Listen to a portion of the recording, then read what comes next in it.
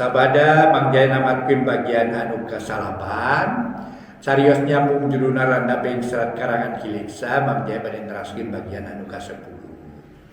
Atupun kitu deui hatur nuhun para wargi nu sami-sami ngabandungan ieu dongeng di Mangjaya Official. Margi ai Mangjaya Official mah di channel YouTube ieu sakuliah dunya tiasa nampi atuh. Mangjaya sok ninggal para mitra ya komentar di mananya sareng dina logaritma dikati ngade para mitra daerah mana seseueuran nu ngadangukeun atarapi seueur ieu urang mana ieu para mitra nu ngadangukeun pangpangna urang Sunda nuju bumen-bumen di nyaeta luar negeri para wargi seueur geuningnya. Lian dikitu urang Sunda oge anu tos nyebar sakuliah ta ieu tanah air tetapi tempat ka urang di tempat urang di Indonesia aya di Kalimantan, aya di Sumatera, para mitra di Sulawesi, di Irian para mitra. Di Irian atau Nabi Maluku. Aya para mitra dina ieu dina komentarna abdi di anu kitu nya. Mangga wilujeng mulujeng sing hasil maksan sing hasil ieu teh ton naon teh ngundang cita-cita kade ulah lali kalebur batu bajarang karang pamidangannya ulah lali ya tenepi ulah nepi ka poho kalebur batu bajar karang pamidangan mangga atuh Randa Beng Serat karangan Kileksa dina bagian ka-10 urang lajengkeun wilujeng ngadangukeun.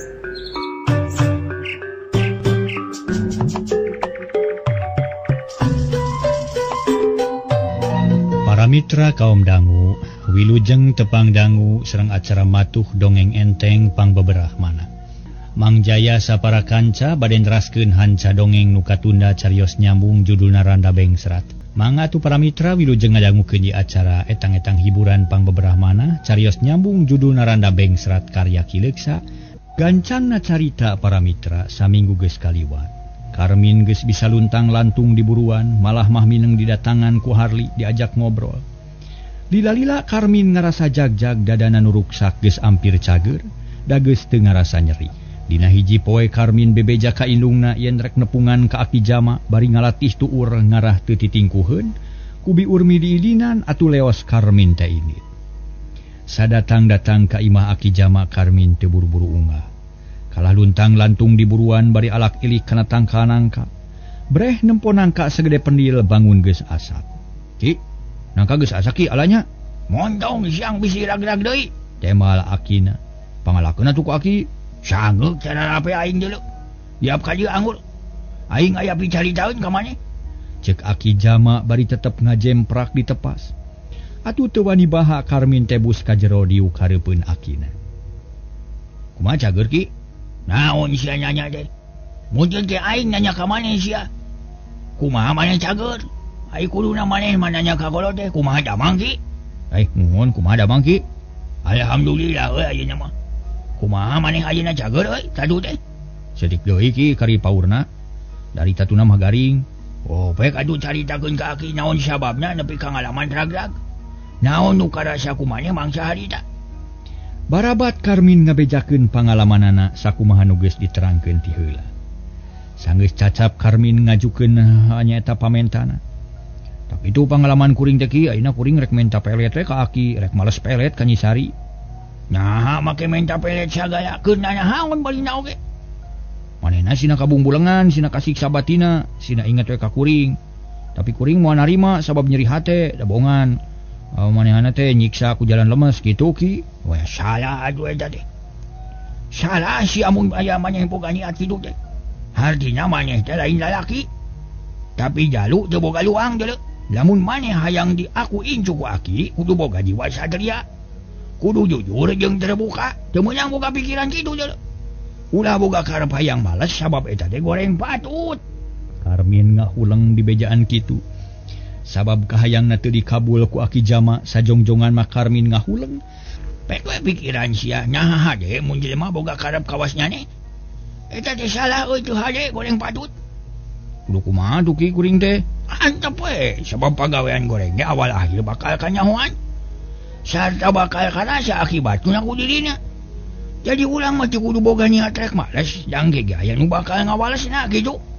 Saha ki? cek Karmin begitu ngarti teu aya deui iwadi Allah nu maha adil.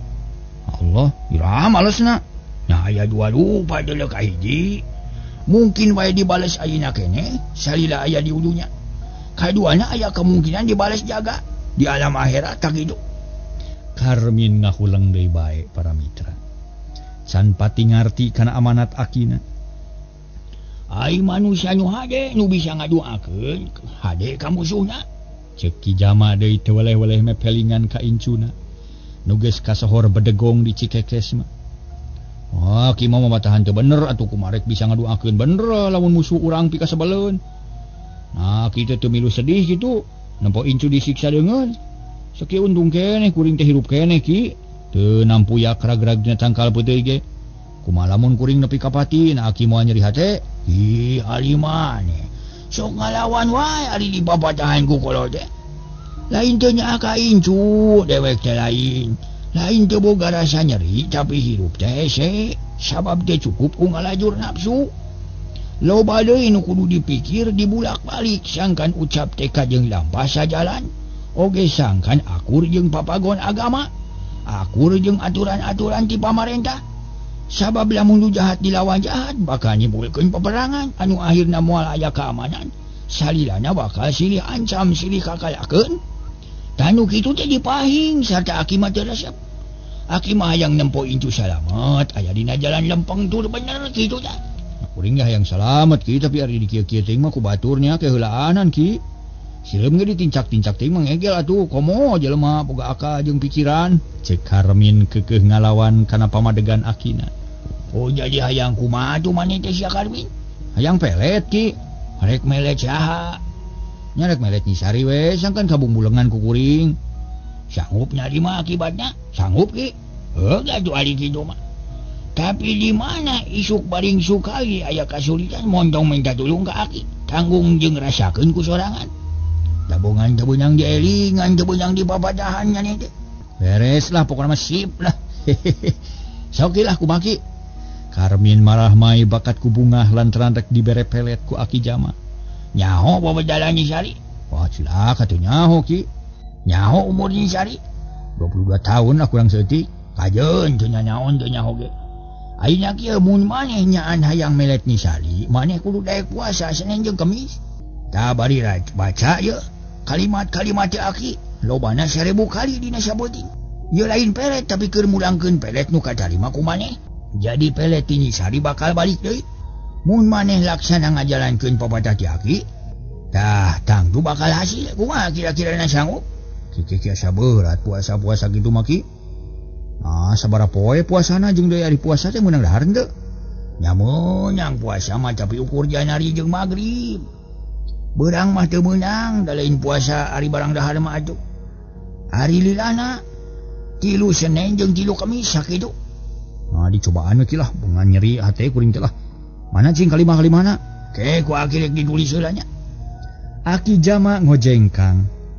Harita teh kapangkeng ari Karmin yang hunjar. Bari nyarane kana bilik pamon Paroman marah mai. Atuh aya nu mere jalan pikeun nalikeun pelet ti Nyisari. Malikeun pelet. Sanggeus meunang kalimah ti Aki Jama, Karmin balik deui mawa hate nu lugina. Sadatang ka imah tuluy muka kalimat teh dibaca sababaraha kali ngarah apal heula. Onok geuning apal sakieu mah lah. Tinggal ngamalkeun we muga-muga pelet si Sari balik deui ka asalna. Pek sia lah. Karasa engke mah sia nu bakal ngalangkang wae teh. Lain beungeut si Sari dina mata aing tetapi beungeut aing dina mata si Sari. Sugan we keur nutunang keuplisung sabab lisung robah jiga diri aing.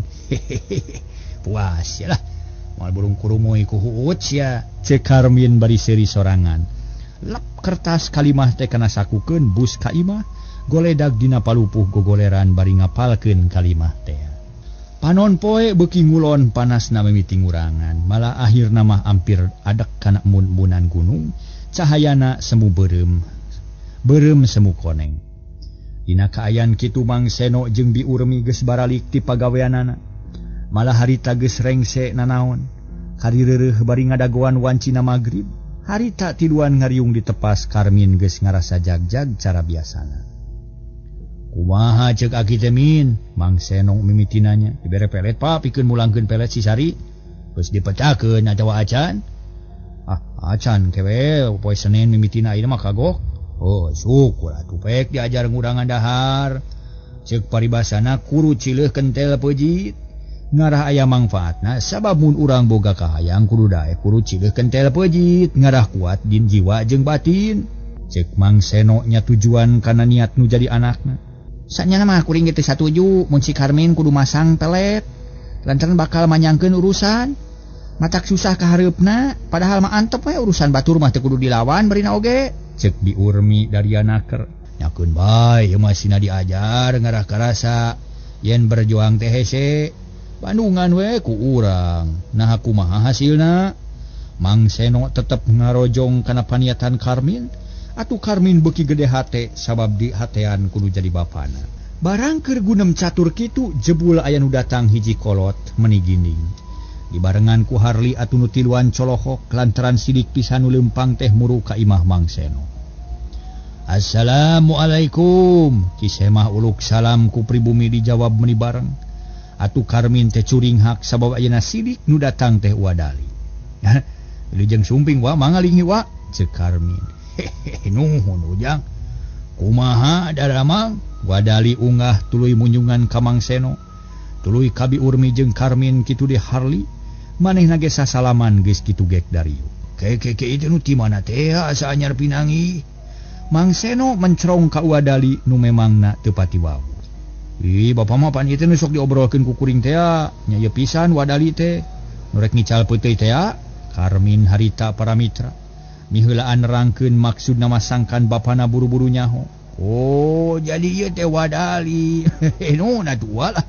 Hapunten abdi kirang hormat tidak puguh rumaos acan kenal. Sawios mang teu naon-naon. Kumaha jang Karmin teh damang? Sabab aya bejana bet cilaka tina tangkal peuteuy cenah. Wadali harita neuteub ka Karmin nu diukna ngarendeng jeung Harli. Alhamdulillah wa ayeuna teh tos tiasa lundang lantung. Malima tos tiasa nganyang ka akina, tatuna tos teu nyeri cenah. Mang Seno marah mai bunga. Ya syukur atuh ari kitu mah puguh, wa teh lain teu inget, lain teu hayang nempo. Tapi wa teh raripu wae nu akhirna mah ka dieu teh nempo. Teu nempo-nempo acan. Tah ayeuna kakara aya waktu bari sakalian nempo kasuan kitu. Atur nuhun wa abdi ge reug-reug dilongo ku wa teh ceuk Karmin. Nganya kitu ujang lengoh wa teh nempo wungku teu bisa barang bawa. Malah datang ka dieu teh bari mawa piu kasusaheun jiga nama sabab harapan ujang teh samar kana laksana. Nah kumaha wa? Karmin reuwaseun malah inung bapana ge sarua ngarasa reuwas. Kieu ujang. Wa teh lain teu inget kana janji, lain rek udara tina Subaya, lain lancalin ciluncat mulang ingkar tina tali gadang. Tapi dalah di kumah atuh da peuteuy teh kaburu kolot nya kapaksa we dijual ka batur sabab wa teh geus ngadenge beja yen ujang teh kalah cilaka. Ari rek didagoan heueuh da cantang tu waktuna atuh. Nu gering teh teu puguh iraha-iraha cageurna sedengkeun peuteuy beuki ngolotan. Malah geus loba nu harideung tah kulantaran kitu kapaksa dijual ka batur ku wa teh. Ceuk Wadali sasadu ngarumasakeun teu satia kana janji. Oh urusan peuteuy wa. Ulah jantan emutan walah sawios najan diicalkan sanes ge. Margi abdi mah bujang-bujang inget kana peuteuy mikiran ka sakit ge matak lieur ieu teh. Keun wae walah ulah jantan emutan wa. Abdi ge moal naon-naon. Nuhun wae tos jantan artos mah. Karmin sadar yen eta teh lain sasaha nu lain lain batur nu salahna tapi ka aya nu maksa kudu kitu. Oh jantan kitu lalakonna teh wa. Nya sawios atuh da puguh pun anak teh kalah cilaka. Keuna ku pangawasa batur teh ceuk Mang Seno. Nya nuhun atuh ari sami-sami sadar mah. Sabab satadina mah wa teh hariwang bising jan Karmin agi janji. Tapi ayeuna aya kecap kitu atuh nya nuhun we katarima pisan ku ua. Ngan ayeuna ua teh jadi kanasaran keuna ku pangawasa saha atuh jang Karmin teh. Derekdak Mang Seno nyaritakeun lalampahanana. Lalampahan Karmin nu kakeunaan ku parabun ti pihak Nyisari. Barang cacap nyaritakeun eta cakakak Wadali seuri.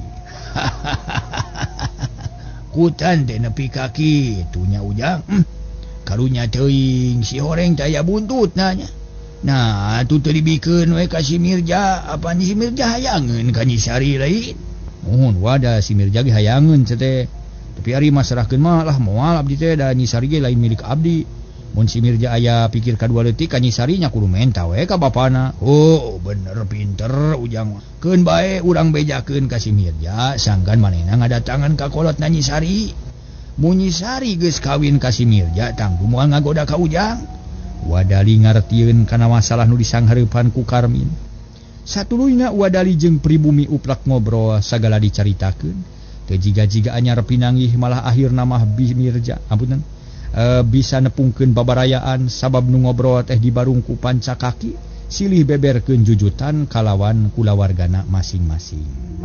Para mitra kaum dangu samemeh dur magrib Wadali amitan leos baralik ngajugjug heula ka Imah Harli. Ari Mangseno jeung Bi Urmi patinggal leos kacai rek abdas. Ngan Karmin nu ngahulang bae teh keur mah kedul kana salat hese pisan diwarahna. Lila-lila Karmin ge cengkat bus ka kamarna goledag ngagoler dina ranjang. Panon kucap kiceup neuteub lalangit ari pikiran kumalayang kana kajadian geus kaliwat. Kacipta deui basa manehna nyorosod tina tangkal peuteuy. Nu akibatna dadana ruksak. Lenyap hatena lumenyap ras inget pun harita tibebeut kana batu. Tangtu tatuna leuwih parna. Sakitu mah untung keneh ukur nyorojod sarta nu ruksak ukur dada jeung bujur seul. Mun kieu carana mah tetela si Sari teh telenges. Magar teh nyaah jeung cinta ka aing tapi nyatana bet nyiksa ka aing. Keun sia dilawan ku aing mah da geus boga pakarang aing ge. Ceuk hate Karmin. Ngageremet hayang geura males ka Nyi Sari. Kaayaan beuki peuting di luar meniti iseun nu kadenge ukur sora jangkrik. Sakapeung kadenge sora daun awi anu seah katebak angin. Dialokan ku sora cihcir anu disarada sakali-kalieun disada sakali-kalieun. Ari Karmin tungtung namah ti brasare lamunan pindah ke alam impian. Dina impian patepung jeung Nyi Sari ngan anehna.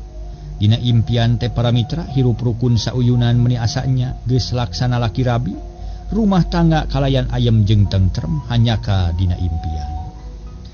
Cagtuna heula kaayaan Karmin jeung indung bapana ayeuna urang caturkeun Nyi Sari nu aya di lemur Campaka. Harita teges ampir saminggu gawenangan ngadaweung dina Bang Barung. Tara daek digawe, tara daek ulin malah mah kana dahar ge suda. Matak bingung pikeun kolotna. Ari sabab rai poe teh ngahuleng bae ukur pindah liuk dina Bang Barung kana korsi. Hal ieu jadi bahan pamikiran pikeun Mang Ading para mitra atuh sanes ieu. Tadi mah salah atuh Mang Seno sanes Mang Seno Mang Ading. Mang Jaya Mang Seno Mang Ading si oreng. Ha ieu para mitra namah pikiran pikeun Mang Ading. Harita teh jeung Bisari jeung Bisar mah. Oh laras para mitra Mang Ading mah bapana Nyi Sari, ai Mang Seno mah bapana Karmin teh. Nah ieu Mang Jaya nu lieur. Mang Jaya nu lieur ya para wargi sadaya deuh ampun nepi ka kieu ya. Mangga urang teraskeun supina kapelet ya Mang Jaya. Aduh siga nu kapelet ieu lieur para wargi sadaya mangga urang teraskeun. Sanes kapelet melet het nih mah. Seueur melet het ieu para wargi mangga urang teraskeun. Ha ieu jadi bahan pamikiran pikeun Mang Ading jeung Bisar mah sabab anak cikal nabat ngalaman kitu. Lila-lila teu tega nempo anakna hulang jentul akhirna Mang Ading jeung Bisar mah satuju rek nanya ka anakna. Terus duanana nyampeurkeun ka anakna gek dariuk dina korsi. Sari cing ka dieu lah sakedeung. Ulah ngadaweung we dina Bang Barung matak nongtot jodoh. Kitu ceuk Mang Ading atuh ret Nyi Sari ngalieu. Tapi teu nemalan da tetep bangun alung. Jung nangtung sarta nyampeurkeun ka kolotna. Nyai kunaon atuh bat hulang jentul wae mikiran naon nyai teh? Bisar mah miheulaan nanya.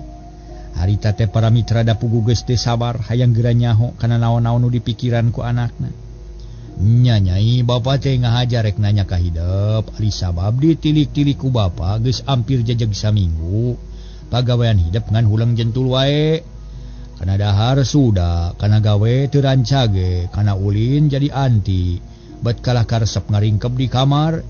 Cing atuh ulah kitu, sabab budak ngora teh kudu berag, kudu gembira. Itu teh matak jauh rejeki. Ari kitu mah teh ayeuna geura wakca balaka ka bapa. Naon nu dipikiran ku hideep teh? Mang Ading mencerong ka Nyi Sari tapi Nyi Sari kalah kengeluk tungkul can wani ngedalkeun eusi hatena. Ulah asa-asa nyai. Mak jeung bapa moal naon-naon malah mah atoh pisan mun hideep daek balaka kanu jadi kolot teh. Nya budak teh bet jadi kitu ngomong kadinya atuh Sari. Ijem milu nyarita bari nyamperkeun ka tepas gek diu. Da abdi mah teu kuna naon. Tema Nyisari hampir teu kadenge. Bapa ge nyaho, hidup teh teu kuna naon. Sabab jag-jag henteu gering, sehat teu katarajang ka sakit. Tapi naon sababna bat nguyung kitu? Mun aya kahayang, hayang naon, mun bingung, bingung kunaon, mun sedih, sedih kunaon, sok caritakeun ka bapa. Nyisari canemalan keneh bae. Kalahkah beuki ngahulang siga anu loba pikasieun. Ma Ijem jeung Bisar mah carolohok bengong nungguan jawaban ti Sari. Tapi nu ditanya ukur ngome tungtung baju teu nemalan. Mikiran si Karmnya harita teh para mitra. Teu nemalan para wargi saur bisa Masar mah nyarita. Eta mikiran si Karmin maneh teh Sari? Bisar mah keheuleun.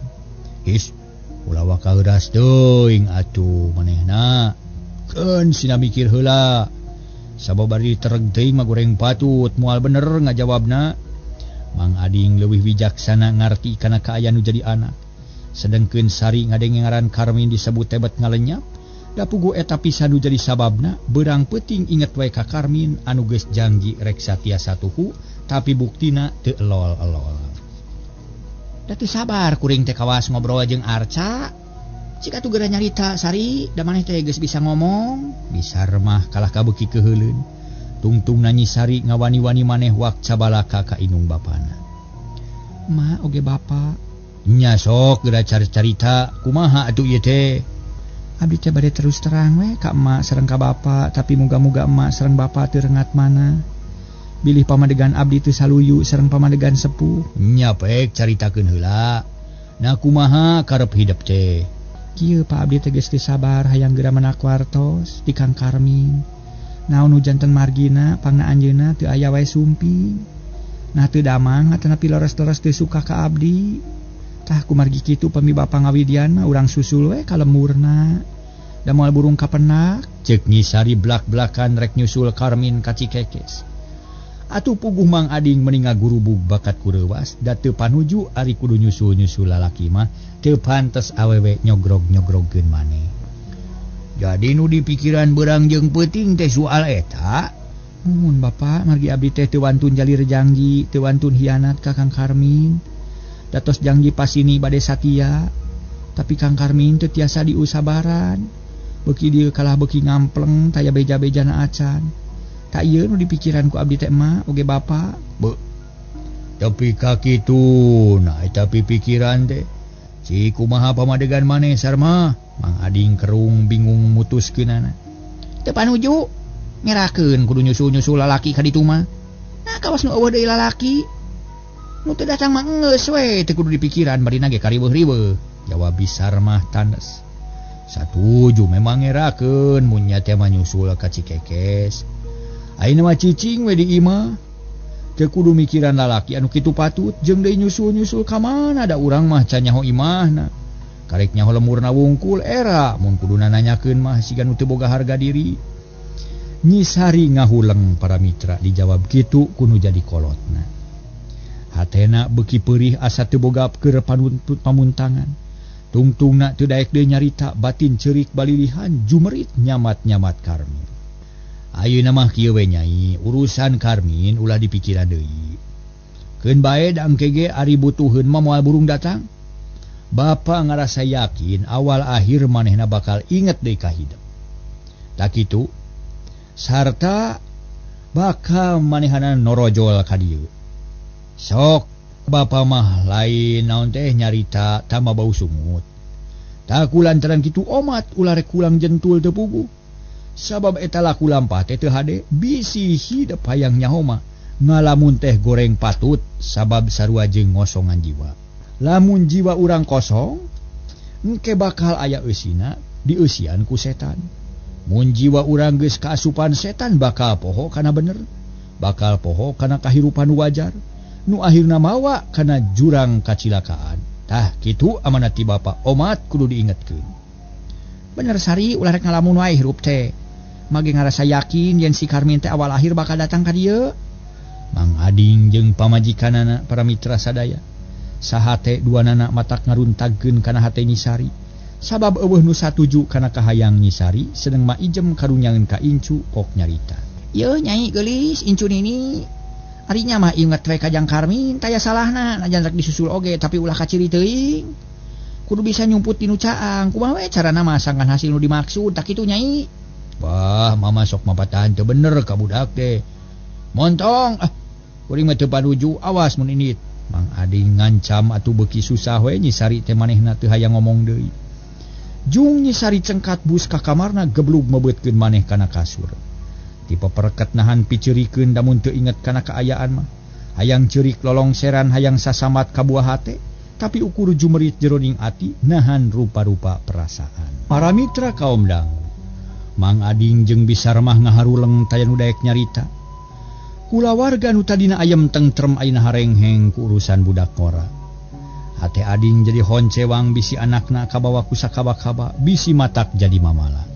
Barang keur ngahurleng kitu jebul aya nu datang hiji jajaka ginding naker. Ngajingjing bongsang bangun ampeg. Atuh Mang Ading para mitra jeung Bisar mah meuni colohok bengong. Ngancan ngarti kana tujuan kiseh mah duanana taya nu nyarita ukur neuteup ka eta jajaka. Assalamualaikum. Pokna uluk salam bari mangut ku Mang Ading jeung Bisar mah dijawab. Aratoheun semah kalacat ungah bari pokna. Adur punten abdi teh kumaha bantu nu meungeus ka ibu sareng ka bapa jalan aya kaprayogian nu kalintang pentingna ieu teh. Atuh hatur lumayan kanggo leuteun.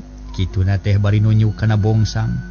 Nu pinuh ku bangsa bung-buahan jeung kueh-kueh ti kota kedah kitu para mitra. Nganyang ka calon mertua. Aduh, basing tadina kekepehan ge atuh sering-sering model kieu mah model ieu Mirja. Lah, geura mah ngakuat teraskeun para mitra. Oh, mangga ujang aya naon kitu? Mang Ading bangun bingung rek narima sema. Ras inget kana kajadian nu geus kaliwat yen manehna kungsi ngusir eta jajaka, sabab eta jajaka taya lian iwati Mirja. Langkung ti payun abdi ngahaturkeun rebu-rebu nuhun laksa ketika bingahan. Rehna abdi dipasian waktos kanggo sumangem sareng bapa kali ibu. Atuh kaduana ngahaturkeun nuhun oge ku ayana bapa sareng ibu kersa nampi kana kadongkapan abdi tangtos bakal ngarepotkeun. Mirja malapah gedang nyaritana sabab inget kana waktu nu geus kaliwat teu hayang dua kali gagal. Muhun yaktos kartos ku Mang oge Jang. Lajeng aya naon maksar ujang teh atuh? Mang Ading beuki panasaran. Abdi wingah parantos gasik ditampi enggal dipariksa. Ieu teh hiji tawis yen pribumi jalmi berbudi ngartos kana tata krama kersa ngajinan ka semah nu bakal ngahesekeun kana boga imah. Mangkaning alah sapunten we nu kasuhun abdi teh kumaha bantu nu meheus ka ibu sareng ka bapa jalaran kapaksa ku pangabutuh nu tangtos ieu pangabutuh teh ageng mangfaatna kanggo bapa. Nyapek pok atuh geura-prak geura wakcakeun aya naon atuh ieu teh. Mang Ading kawas nu beak piomongeun ukur ngahaminan ka semah. Kieu bapa kitu deui ka ibu. Abdi teh sadar pisan yen abdi teh jalmi laib hinangeun batur margi rumaos tuna harta tuna harti. Estuning taya areheunana da leres atuh. Abdi mah teu gaduh naon-naon iwati gaduh kahayang. Atuh salajengna abdi sadar sarta abdi emut yen abdi teh kantos dipiwarang wangsul ku bapa sareng ibu. Ieu teh hiji tawis yen abdi teu kaanggo nanging tebe pun ampun paralun. Abdi teh sanes ngaheureuyan teu aya maksad ngalelece ka bapa sareng ka ibu. Dongkap ka dieu teh sanes bade maksad awon. Ku kituna sateu acan abdi medar pamaksadan sih nedasi hapunten anu kasuhun. Bok bilih ku dongkapna abdi matak runtik galih rengat mana. Janten emutan ka kasadayana mah sakali deui hapunten anu kasuhun. Cek Mirja. Masih keneh can pok harita teh maksudna mah puguh we Mang Ading jeung Bisar mah gregeteun. Hayang geura nyaho kana paniatan sema. Yeuh ujang ulah loba teuing kakawena atuh langsung kana pokok pangkana. Da ieu mah lain mantun. Aya perlu mah geura pok caritakeun kumaha jeung rek aya naon pangna ujang ka dieu atuh. Hatur nuhun abdi bingah liwat saking nanging nah kalapatan abdi nu ti teh tiasa dihapunten tapi henteu dihampura lahir batin. Nuhun. Daina abdi bade wakca balaka ka ibu kali ka bapa supados enggal ka mana. Sarta enggal di manahan saperkawis abdi teh sejanyangakeun silaturahmi. Sejangaitkeun tali silaturahmi anu salamina kedah nganteng di antawis umat manusia. Atuh kadua perkawis nyangakeun salam kawilujengan kanggo bapa sareng ibu. Kitu deui Nyisari pangna abdi dongkap ka dieu teh. Nyaeta bade nanggung maksud ngeman maksad. Sejang ngadugikeun hiji tawis kadeudeut ti abdi, manawi bahan katampi.